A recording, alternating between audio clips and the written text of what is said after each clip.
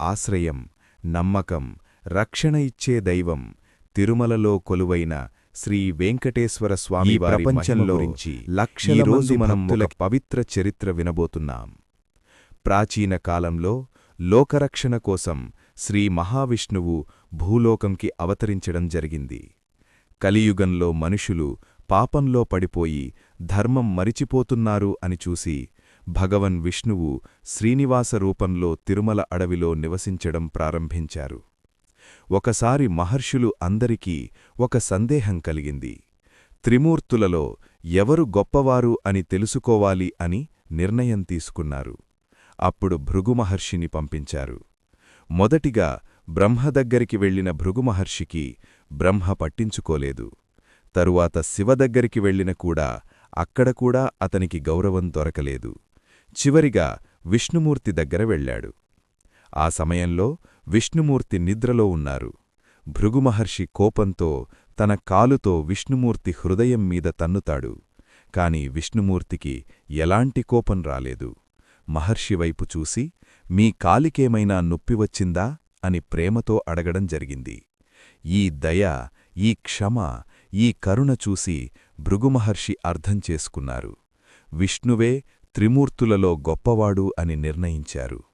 కాని ఈ విషయం లక్ష్మీదేవికి తెలిసి ఆమె చాలా కోపం తెచ్చుకుంది.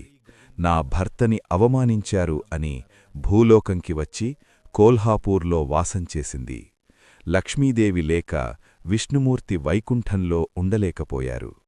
కాబట్టి విష్ణుమూర్తి భూలోకంకి వచ్చి శ్రీనివాస రూపంలో తిరుమల అడవిలో నివసించడం ప్రారంభించారు. అక్కడ వకులాదేవి అనే మాట శ్రీనివాసుని తన కుమారుడులాగా చూసుకుని పెంచింది. ఆమె ప్రేమ, భక్తి, సేవతో శ్రీనివాసుడు అక్కడే సంతోషంగా జీవించారు. ఒకసారి శ్రీనివాసుడు వేట కోసం అడవిలో తిరుగుతున్న సమయంలో ఒక అందమైన రాజకుమారిని చూశారు. ఆమె పద్మావతీదేవి, ఆకాశ రాజకుమారతి. పద్మావతిని చూడగానే శ్రీనివాసుని హృదయంలో ప్రేమ కలిగింది. పద్మావతీదేవి కూడా శ్రీనివాసుని చూసి తన మనసులో ప్రేమ కలిగింది. ఇద్దరి మధ్య పవిత్ర ప్రేమ ఆరంభమైంది. తరువాత శ్రీనివాసుడు పద్మావతీదేవిని పెళ్లి చేసుకోవాలని నిర్ణయించారు. వకులాదేవి సహాయంతో ఆకాశరాజు దగ్గర పెళ్లి గురించి మాట్లాడ్డం జరిగింది. పెళ్లి కోసం చాలా డబ్బు అవసరమైంది. దానితో శ్రీనివాసుడు కుబేరుని దగ్గరికి వెళ్లి అప్పు తీసుకోవడం జరిగింది. అయితే ఈ రోజుకి కూడా భక్తులు హుండీలో వేసిన కానుకల్లన్నీ ఆ కుబేరుని అప్పు తీర్చడానికే అని నమ్మకముంది. శ్రీనివాసుడు మరియు పద్మావతీదేవి వివాహం చాలా పవిత్రంగా జరిగింది. దేవతలు, మహర్షులు, గాంధర్వులు అందరూ ఈ దివ్య కళ్యాణం చూడడానికి వచ్చారు. తర్వాత శ్రీనివాసుడు తిరుమలలో వెంకటేశ్వర స్వామిగా స్థిరంగా నిలిచారు.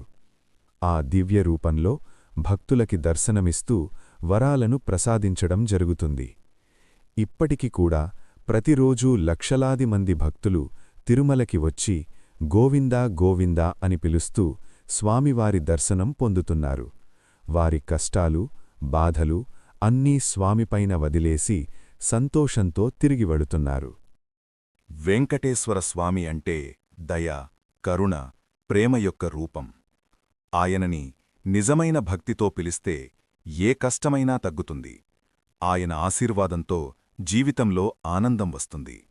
కాబట్టి మన జీవితంలో ఎదురైన ప్రతి కష్టంలో మన మనస్సుతో ఒకసారి పిలవండి, గోవిందా గోవిందా. స్వామి తప్పకుండా మీకు మార్గం చూపిస్తారు. మీ కోరికలు నెరవేరుస్తారు. మీ జీవితంలో సంతోషం నింపుస్తారు.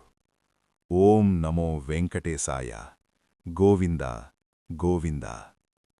మీ అందరికీ ఈ పవిత్ర కథ నచ్చితే ఈ వీడియోని లైక్ చెయ్యండి, షేర్ చెయ్యండి మరియు ఛానల్ని సబ్స్క్రైబ్ చెయ్యడం మర్చిపోకండి.